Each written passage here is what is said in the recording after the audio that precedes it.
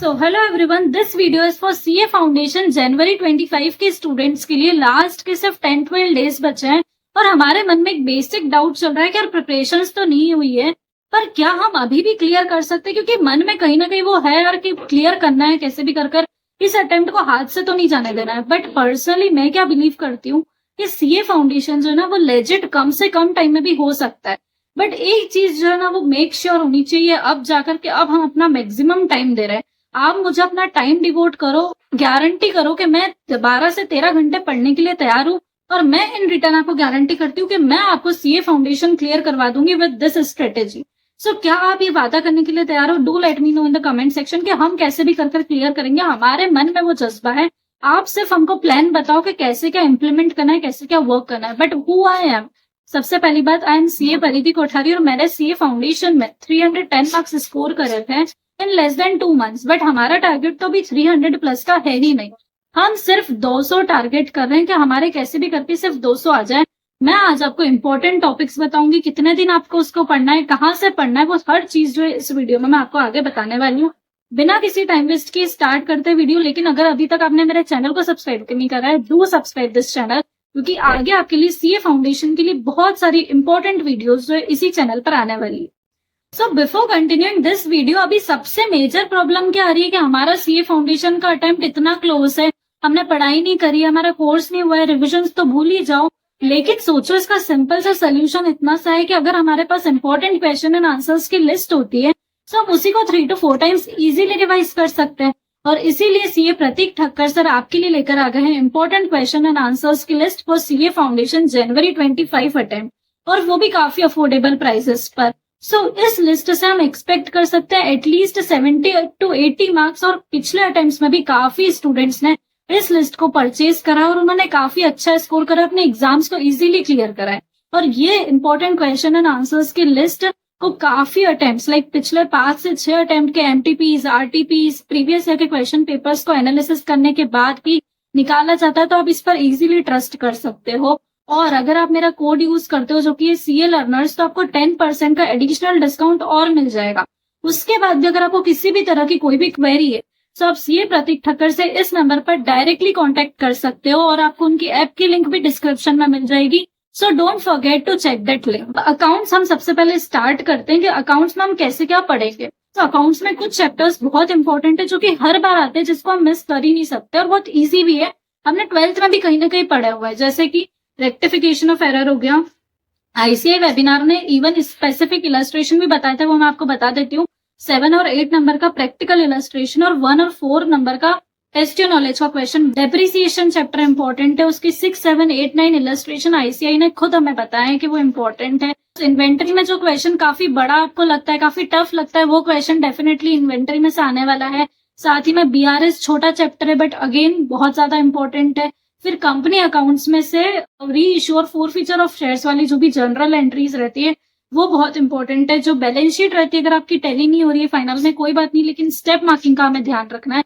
Accounts में partnership accounts बहुत important है। सो ये कुछ चैप्टर्स मैंने आपको जो बताया ना, ये ऐसे चैप्टर्स है जिनको हम मिस कर ही नहीं सकते। एंड उसके बाद थ्योरेटिकल फ्रेमवर्क वाला चैप्टर आप कर लेना। अगर आप चाहो तो उसको बुक से ना करके कोई भी यूट्यूब वीडियो से आप उससे रेफर कर सकते हैं। कोई भी वीडियोस को 2 बार देख लो और थ्योरेटिकल फ्रेमवर्क आपका अच्छे से कंप्लीट हो जाएगा। स्टार्टिंग का ट्रू और इन फॉल्स का क्वेश्चन उसमें से आने वाला है। सो ऐसे करके हम आसानी से लाइक पास होने जितने नंबर यहाँ से कवर कर सकते हैं।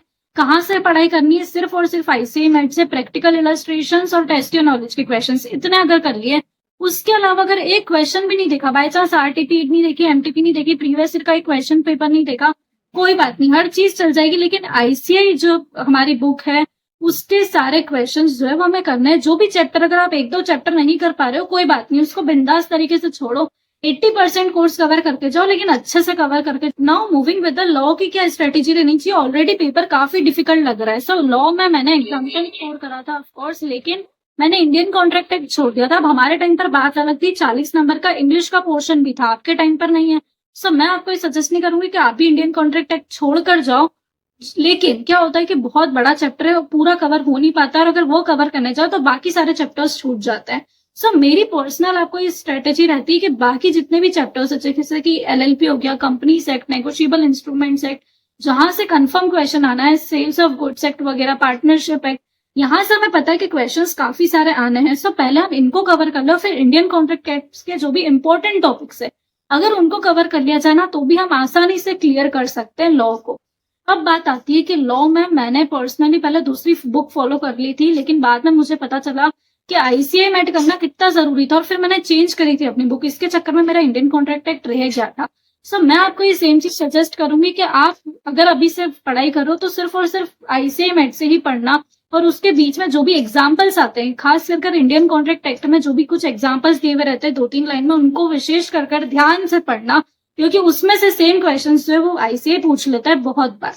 अब बात आती है कि मैथ्स, आपका और मेरा सबका फेवरेट सब्जेक्ट, उसमें कैसे स्कोर करें। बहुत सिंपल है मैथ्स में स्कोर करना। जितनी वो हाइप बनी हुई ना कि जितना डिफिकल्ट उतना है नहीं एक्चुअली, क्योंकि इसमें आपको मिल जाएगा 20 नंबर का लॉजिकल रीजनिंग और साथ ही में स्टेटिस्टिक्स, जहां पर दोनों मिला के आप आसानी से 40-50 तो सिर्फ इन दोनों को करके स्कोर कर सकते हो। और फिर भी अगर आप मैथ्स में कुछ स्मॉल चैप्टर्स कर लो, जैसे कि रेशियोस हो गया, इक्वेशन हो गया, permutation, combination, sequence and series, अगर आप छोड़ दो, डिफरेंशिएशन इंटीग्रेशन नहीं हो रहा है ना, उसको कंप्लीटली छोड़ दो, लेकिन जो चीजें हो रही है उसको अच्छे से कर लो।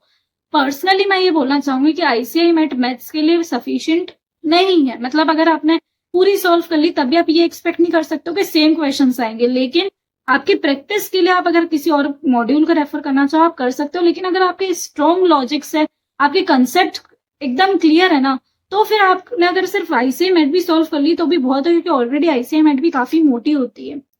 अब बात आती है इकोनॉमिक्स को कैसे प्रिपेयर करें। 10 चैप्टर हमारे इकोनॉमिक्स में, लेकिन बेसिक चैप्टर्स पर स्टार्ट करो। Demand and supply, like cost and production वाला चैप्टर हमने पहले से पढ़ा हुआ है। नेशनल इनकम का क्वेश्चन कंफर्म में आना है। मार्केट वाला चैप्टर हमने 12th में ऑलरेडी पढ़ा हुआ है। मनी मार्केट वाला पढ़ा हुआ है। सो ये कुछ ऐसे चैप्टर्स जो कि हमारे ऑलरेडी हमें एक बेसिक आइडिया है इनका, हम इन पर आसानी से कमांड बना सकते हैं। सो 40-50 लाना मुश्किल नहीं। और मैं पर्सनली बोलना चाहूंगी कि आईसीआई मेट के जो पीछे के एमसीक्यूज रहते हैं इकोनॉमिक्स के लिए, वो मोर देन सफिशिएंट रहता है। अगर आपने क्वेश्चन प्रैक्टिस करने के लिए उससे करा सो वो काफी रहेंगे। और आईसीआई मेट से अगर आप इकोनॉमिक्स ना पढ़ के और किसी दूसरे फैकल्टी की बुक से पढ़ रहे हो तो भी वो काफी अच्छा चीज है। मैंने सेम चीज फॉलो करी थी। अब बात आती है कि ये सब हम पढ़ लेंगे, बट टाइम कहाँ है, टाइम कैसे मैनेज करें। ध्यान से सुनो मेरी बात। आपकी एग्जाम है 12 जनवरी से स्टार्ट हो रही है। अभी आपको अकाउंट्स को टच भी नहीं करना, उसके बारे में सोचना भी नहीं है। लेकिन 8 तारीख से आप अकाउंट उठाओगे, मतलब 8 से लेकर 11 तक 4 दिन हम सिर्फ और सिर्फ अकाउंट्स को देने वाले हैं। उससे पहले भी हम अकाउंट्स नहीं देखेंगे। वो 4 दिन कंप्लीटली डेडिकेटेडली सिर्फ अकाउंट्स के लिए। उससे पहले हमारे पास अगर हम देखें तो 7 तारीख से लेके ऊपर के दिन हमारे पास सारे बच रहे जनवरी के। हम अगर अंदाजा लगाए 8 दिन हमारे पास अप्रोक्स है, जिसमें हमको डेली बेसिस पर मैथ्स करना है और साथ में 4 दिन इकोनॉमिक्स के लिए, 4 दिन लॉ के लिए। अब आप सोच रहे कि 4 दिन में इकोनॉमिक्स क्या ही होगा, मतलब कितना ही हो जाएगा, बट हो जाएगा फिर भी। लेकिन लॉ तो बिल्कुल ही नहीं होने वाला है। सो लॉ के लिए तो आपके पास 3 दिन भी है जो आपको बिटवीन एग्जाम्स मिल रहे हैं, जो कि काफी अच्छा पॉइंट है आपके लिए। सो लॉ के लिए अगर 4 दिन में आपने 2 या 3 चैप्टर्स पर भी अभी ऐसी कमांड बना ली कि बाद में आपका सिर्फ आधे या फिर 1 दिन में वो पूरा रिवाइज हो जाएगा और उसके बाद आप बाकी चैप्टर्स पर ध्यान दे सकते हो। सो अगर आप देखो तो 70 to 75% पोर्शन कवर करना कोई बड़ी बात नहीं। हम ऑलरेडी 20-30% पोर्शन पर तो होंगे कहीं ना कहीं।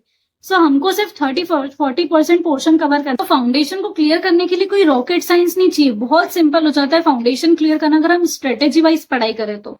सो सिर्फ और सिर्फ अभी उन 70 to 75% पोर्शन जो है वो कवर करो, उसको अच्छे से करो। बाकी जो 25% पोर्शन छोड़ो ना, उसको बिंदास तरीके से छोड़ो। लेकिन पेपर पूरा अटेम्प्ट कर आना, पर अभी उसको नहीं करना चाहते हो तो मत करो। उस पर 75% पोर्शन पर आपको अच्छे से कमांड बनानी, यही आपका टारगेट होना चाहिए। आज की वीडियो अगर आपको पसंद आई हो तो वीडियो को लाइक करना ना भूले, चैनल को सब्सक्राइब करना ना भूले। So thank you so much for watching.